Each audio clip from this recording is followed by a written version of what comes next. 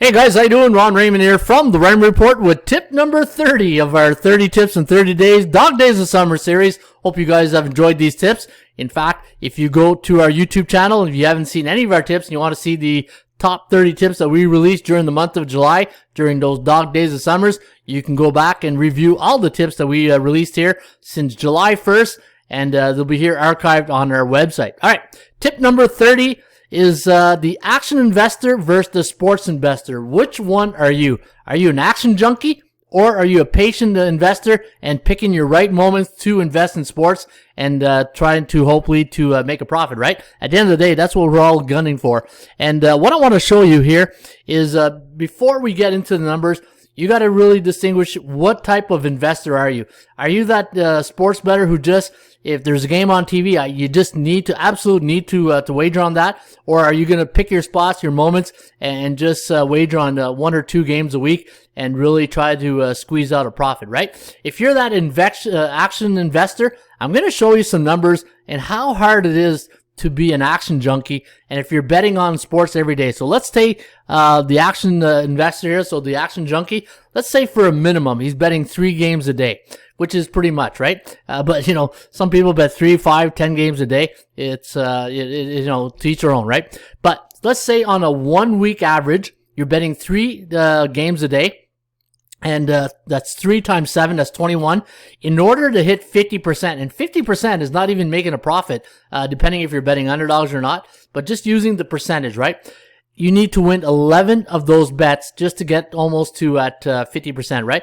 Now, in order to make a profit, the saying is with the handicappers and sports bettors, you at minimum, you got to hit at least 56%. So if you're making 3 bets a day, you got to win 12 of your 21 bets in a week just to get to 56%, and 13 wins out of 21 to get to 60%. That's a tough task to do, right? In the last 2 weeks, let's say if you're on a 2-week average, you're betting 3 bets a day. That's 42 bets in total. 21 doesn't even get you to the, get you out of 50. That's not even a break point, right? If you're using the money line, and you need 24 bets out of 42 just to get to 56%, and then 25 out of 42 bets to get a 60%, and you see where I'm going with this, right? 63%, you need to at least squeak out 35 wins, 47 wins out of 84 on the 1-month average. The 2-month average, you hit to 94 out of 168, and if you're betting 3 months, 3 bets a day, that's 141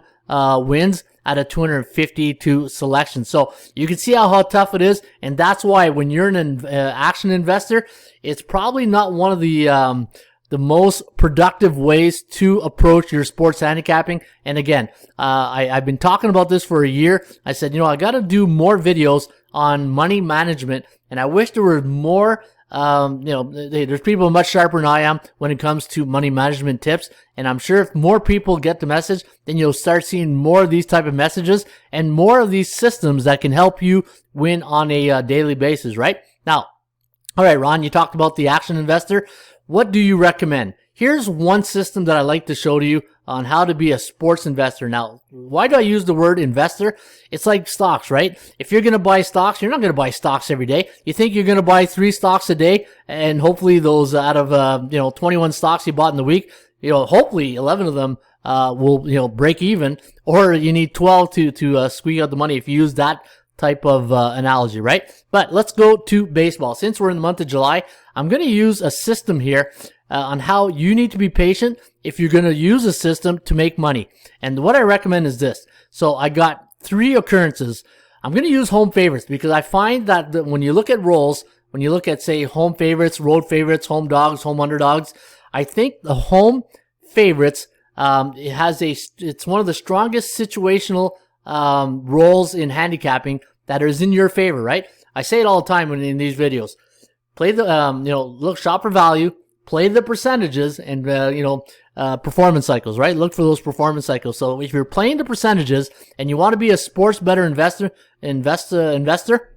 I'll get that out there. Sports betting investor, what you need to do, you have a system, right? So let's say I have a system, and what if you're new to sports betting, you say, well, what's a system?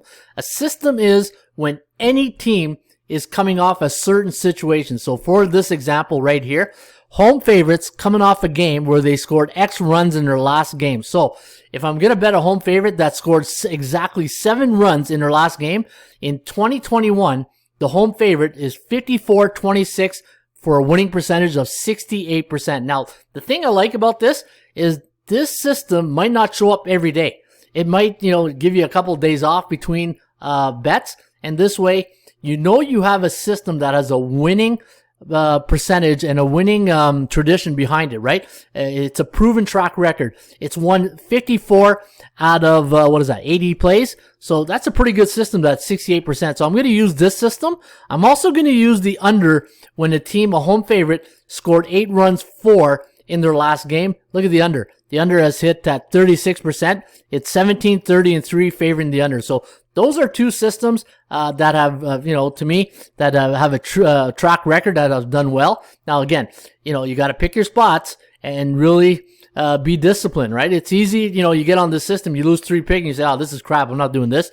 You got to be in it for the long run, right? And you got to wait for these systems to develop. And maybe the first month of the season, you sit back and you wait for the systems to occur. And the reason why I like to do it in the current season is from the macro environment, you get all the same teams, the player personnel. And to me, it's better than the last 2 years, 3 years, because every 2-3 years, different teams, different players, etc., etc. Now, home favorites coming off a game where they're extra run loss in their last game. So let's say we look at this one here, and I'm trying to find a system that has a lot of occurrences. Normally I say 10 or more, but in a system like this, I would love to get 50 or more, right? But unfortunately, it only has 36 right here.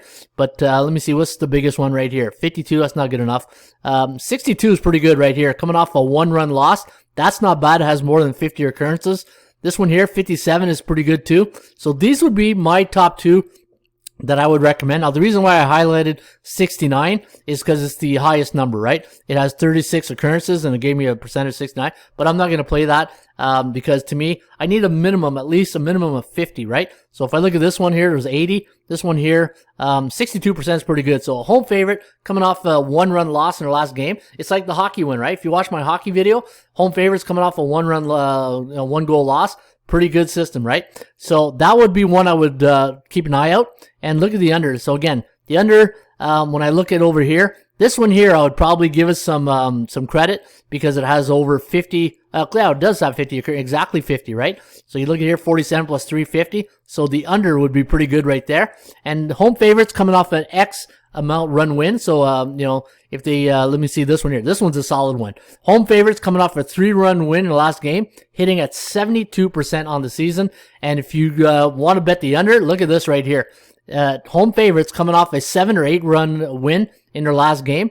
You combine these 2 records together, it's close to, let me see here, 26%. So if you do the math, 10, 29, and 4, pretty close to 50 occurrences right there. It's good. It maybe not, 29, 39, and then you got 40. So pretty close, right? You got 40, was it 43? 42, 43, in that range. So you got about a 26. So if you combine this together, that's about 26%.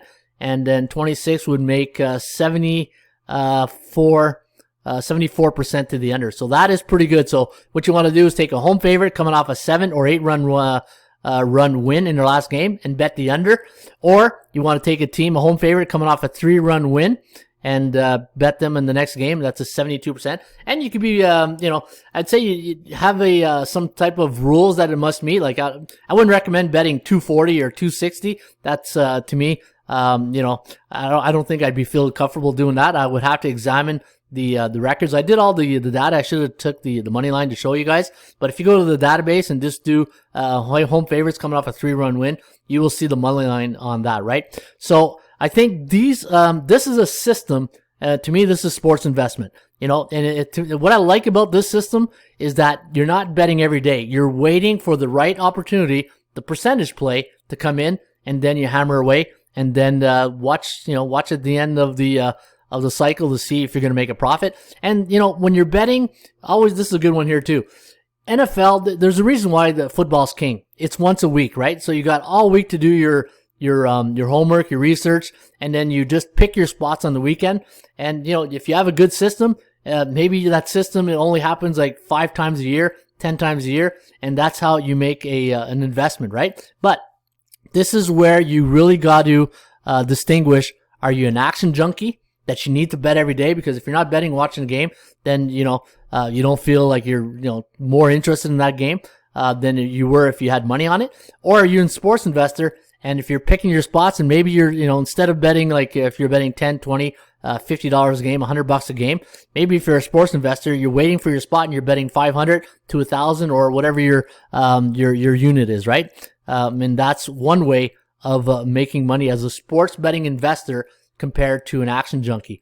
And it volume, right? It has a lot to do with, I showed you right here. If you're an action junkie, look at the volume, look at the win percentage you got to hit. And that to me is, out of 100 players, I probably less than 3% would be able to achieve that. And go look at any site, ask any handicapper. There's no way, in today's world of parity, that if you're betting 252 games, even making 126 would be a task. In fact, go look at my bullpenpicks.com record.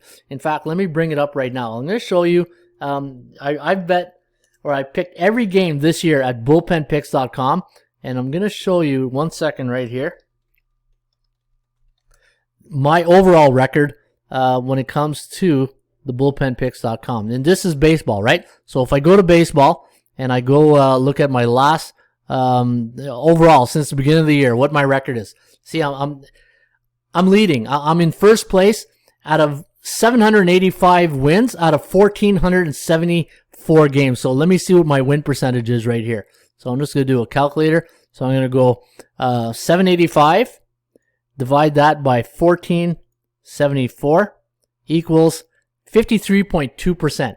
See what I mean? And that's picking every baseball game. So just to show you, I'm a pro and I do this for a living. And it's just in parity now, the way it is right now today. And I'm leading. I'm in first place. So the person in first place has a winning percentage of 53.2%. And, obviously, more people play, probably somebody would knock that off and maybe get closer to 60. But it just goes to show you how hard it is to make money in sports betting. And that's why I'm doing these videos, to show you guys that it's not as easy as it looks, right? So distinguish, what are you? Are you an action investor, a sports betting investor? And if you are a sports betting investor, and you know what? You can still be an action investor, just lower your limits. Don't go crazy. Put pizza money on it. Pick your spots. Don't bet 3 bets a day. Maybe bet one every, one a day or 2 every second day, whatever. But, use money management practices and just realize how hard it is to be an action investor compared to a sports betting investor. And when you are a sports betting investor, have a system, 3 or 4 of them, and follow them religiously. And then once your system is due up, then step up to the plate, make your bet, and then hopefully it pans out for you. All right, there you have it. That is the Raymond Report, action junkie versus sports betting investor. This was a pretty good one. Again, I wish there was more videos on money management and how other people have their systems. This way, maybe, you do a conference and you have all these different type of handicappers and bettors come there. We all do a big share session on how people, their way of system, right? The way of doing things would be great. All right, hope you enjoyed it. Again, this was tip number 30 of the 30 and 30, and hopefully you enjoyed it. And don't forget, if you do enjoy these videos, hit that like button and share this video and the other tip videos on your social media if you can, on your Twitter, your Facebook, your Instagram, whatever. The more people I feel that watch these videos, then I think the more fun they can have at sports betting. All right. Hey, you know what? Even though 30 and 30 is over, doesn't mean I'm really going to be stopping doing videos. I'm thinking I'm going to just keep adding to the collection of these tip videos. It might not be 30 and 30. Those dog days of summer of July are pretty quiet, so that's why I did this. But I'll keep adding the more videos to these podcasts. All right. Thank you very much for watching, and as always, shop for value, play those percentages. I'll see you back shortly with another Raymond Tip Report.